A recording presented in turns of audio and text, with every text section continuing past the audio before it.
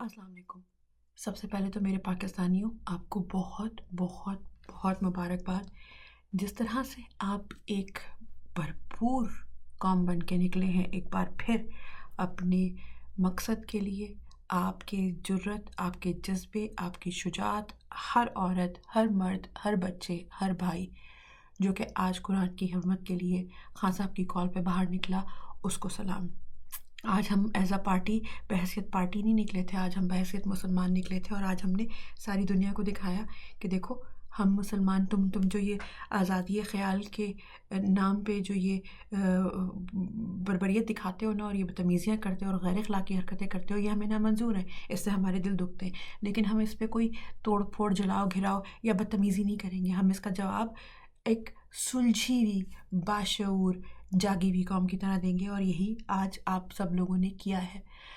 अब ये एहतजाज जो है ना, यहाँ पे रुकना नहीं चाहिए।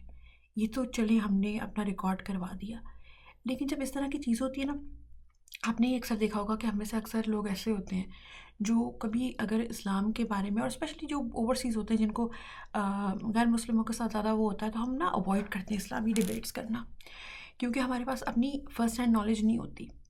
तो आज से दिल में तहिया बना लें कि हमने कुरान पाक को ताक की ज़ीनत नहीं बनाना, हमने अपने दिलों का नूर बनाना है और आंखों की ठंडक बनानी है, क्योंकि वही तो अल्लाह मियाँ हमसे बात कर रहे होते हैं।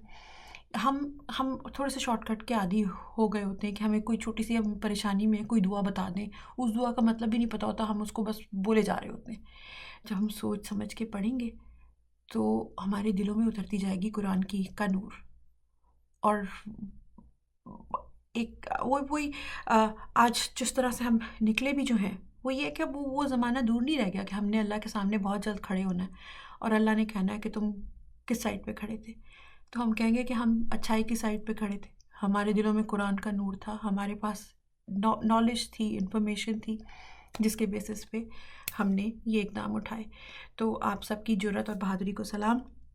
हालाँकि आपके जो जब एक लम्हे को जब मैंने वो फुटेज और वो देखा कि हुजूम देखा, जिसको कुछ लोग अपनी इलेक्शन कैंपेन के लिए भी यूज़ करेंगे, ज़ाहिर है अब आप कुछ करा तो जा नहीं सकता। तो ख़ैर वो जब निकलते हुए देखा तो मेरे एक दिल को धचका सा पड़ा। मैंने कहा इतने सारे लोग फिर से निकल आए इतनी जुल्म बर्बरियत के बाद, अब तो शायद इलेक्शन आज तो बड़ी नींदें उड़ेंगी और ले इलेक्शन फिर से गया कटाई में। लेकिन चले, अल्लाह बेहतर करेगा, अल्लाह ताला इन इन इन सबको भी हिदायत दे।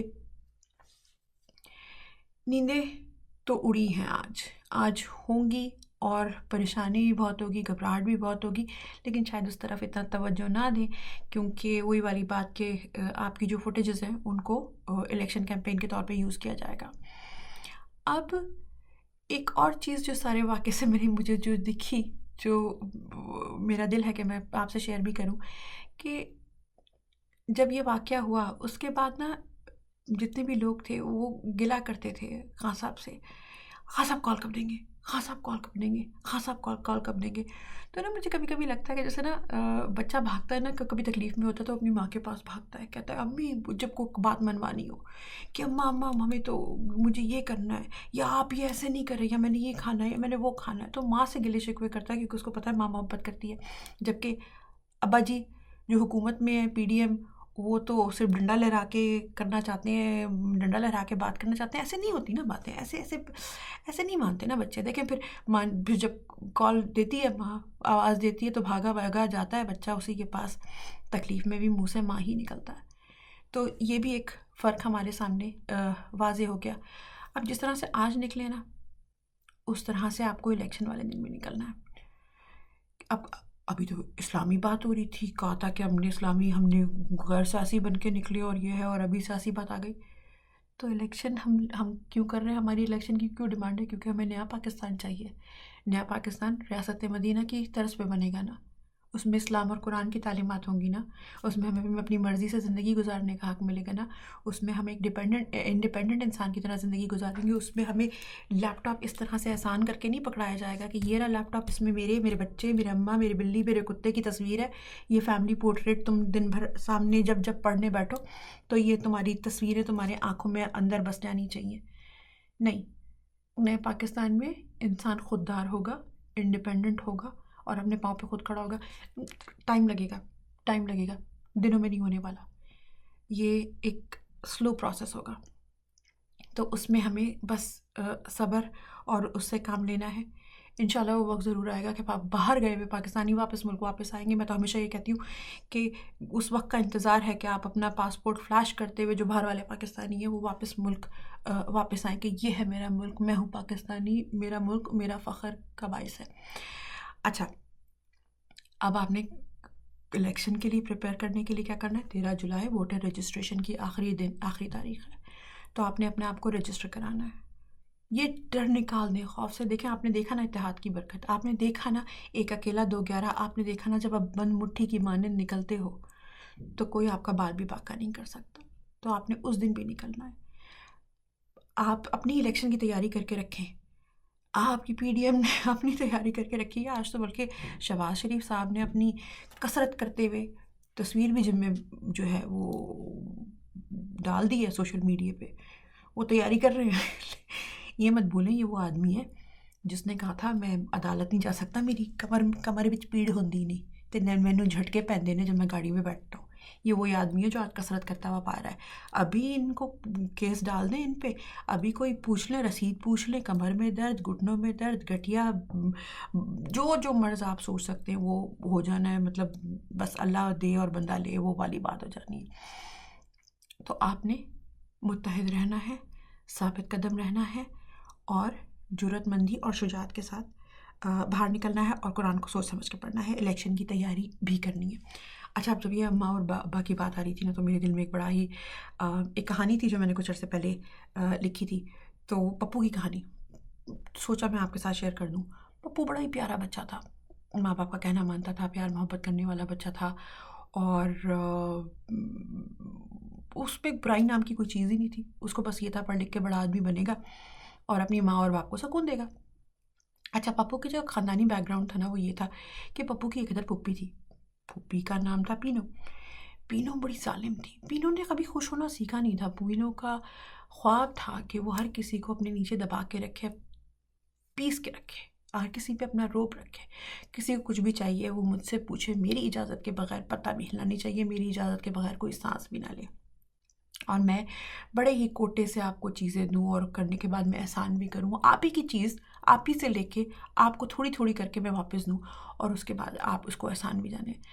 तो उसने अपने जब वो छोटे भी थे तो पुप्पी अपने उसके पप्पू के बाप को भी बड़ा जुल्म सितम करके वो करती थी और बड़ा ही रोब-दाब करके रखती थी, मारती पीटती भी थी। पुप्पी की शादी भी हो गई, बसने वाली तो थी नहीं वो, तलाक लेके वापस आ गई। तो तलाक लेने के बाद तो और भी खूंखार हो गई ना, तो और भी ज़ालिम और भी जाबिर, और उसने मज़ीद जुल्म सितम करने शुरू कर दिया और गुस्सा भी आना शुरू हो गया। बदतमीज़ियाँ उसकी उरूज पे हो गई। जो पप्पू की माँ थी ना वो तो बेचारी शरीफ सी औरत थी, सीधी पदरी सी औरत। तो जब वो इस तरह करके देखती थी तो कहती थी चलो कोई नहीं, मियाँ की बहन है, बर्दाश्त कर लो, कोई बात नहीं, अल्लाह सब्र देगा। सब्र दिया हुआ था उसको, तो उसने नहीं बोला हुआ था। पप्पू ने क्या किया, मस्जिद जाना शुरू कर दिया। उसको पता चला कि भाई शरई हुकूक क्या होते हैं, बीवी के, भाई के बेटे, ये वो, जुल्म के ख़िलाफ़ आवाज़, ये सब कुछ। तो एक दिन ना पप्पू को स्कूल का होमवर्क भी मिला। तो स्कूल का होमवर्क था माय बेस्ट फ्रेंड पे। पप्पू घर आया खुशी खुशी, कहता है फलाना बच्चा मेरा बेस्ट फ्रेंड है, वो तो मेरी हर चीज़ में मेरा साथ देता है, मैंने उस पर मजमून लिखना है और मैं ऐसा मजमून लिखूंगा कि दुनिया देखेगी। पीनू ने सुन लिया। पीनू कही जल्दी से, तुम उसके बारे में कैसे लिख सकते हो, तुम्हारी बेस्ट फ्रेंड तो मैं हूँ, सारा वक्त तो मैं तुम्हारे साथ होती हूँ, दिन भर तुम मेरे साथ होते हो, तुम मेरे साथ मेरे घर में रहते हो, मैं तुम्हारी बेस्ट फ्रेंड हूँ, तुम मुझ पर भी लिखोगे। अल्लाह जाने उस दिन पप्पू को क्या हुआ। पप्पू ने ना आंखों में आंखें डाल के ना पुप्पी के कहा, नहीं, आप मेरी बेस्ट फ्रेंड नहीं है, मैंने आप पे मजबूर नहीं लिखना, क्योंकि आप हमारा सारा खाना खा जाती हैं, आप हमारे घर का बजट आउट कर देती हैं, हमारे घर में खाना पड़ता है तो आपकी सबसे पहली बड़ी चुप प्लेट में किसी को और को मिले ना मिले, आपकी चोटीदार प्लेट जो होती है वो आपके कमरे में चली जाती है, मेरी माँ को खाने को मिलता नहीं है, आप हमारे जो है आपको कुछ होना आता नहीं है, आप हमारे साथ जो कर रही हैं वो जुल्म है।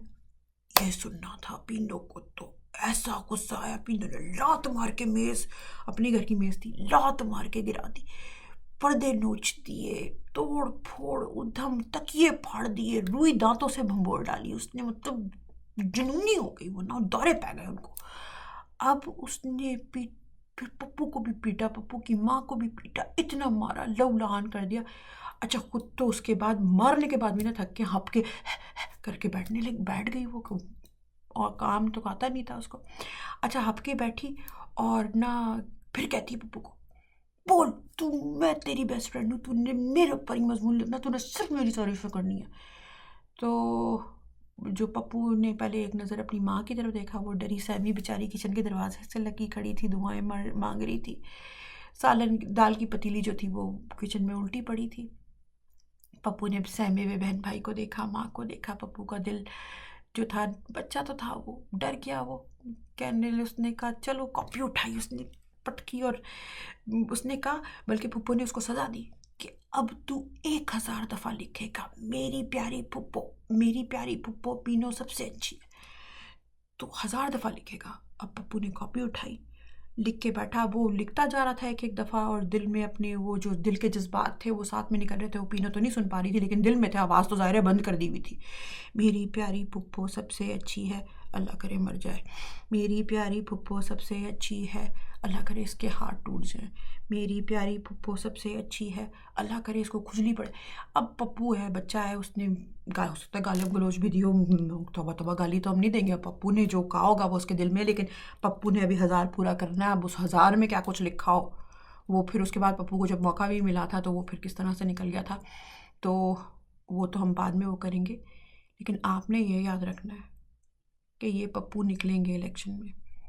इन पप्पुओं की बेशक आवाज़ बंद कर दी गई है, लेकिन पप्पू एक ज़हीन बच्चा है। पप्पू को अपनी काबिलियत पे यकीन है। पप्पू के शऊर का जिन जाग चुका है। पप्पू तो अपना हक राय दही इजहार करेगा। आवाज़ें बंद करनी दिलों से ना मोहब्बत हटाती है, माँ की ना घर की। ये घर हमारा है, इसकी हिफाजत हमने करनी है। अगली मंजिल हकीकी आज़ादी इंशाल्लाह।